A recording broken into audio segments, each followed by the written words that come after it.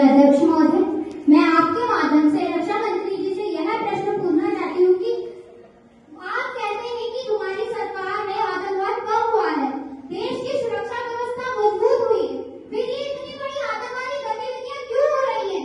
अभी उदाहरण लिया जाए तो हाल ही में दिल्ली और श्रीनगर में कितना बड़ा बम विस्फोट हो गया, ऐसा क्यों हुआ मंत्री जी?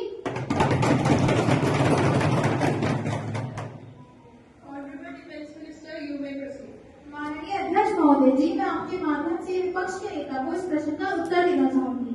हमारी सरकार के समय पहले की सरकार से बम ब्लास्ट और टेररिस्ट अटैक्स काफी कम हुए हैं।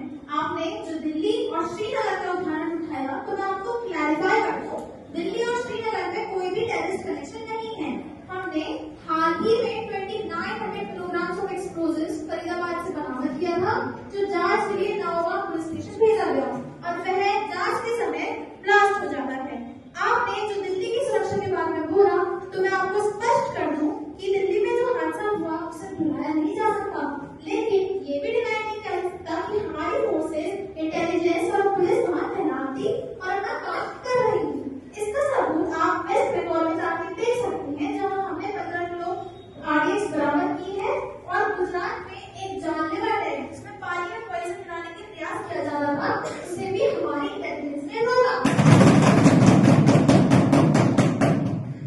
दुनिया की कोई भी एजेंसी, चाहे अमेरिका की FBI या रशिया की MST, टेररिज्म को 100% हटाने की पूरी गारंटी नहीं देती, लेकिन आज हम दिल्ली पार्लियामेंट में सेशन कर रहे हैं, तो इसका ये मतलब है कि हमारी इंटेलिजेंस आज भी मजबूत है।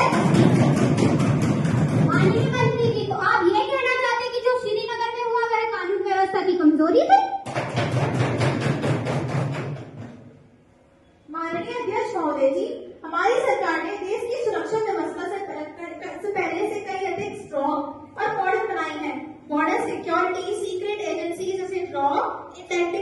सभी में हमने हिस्टोरिकल चेंजेस किए गए हैं।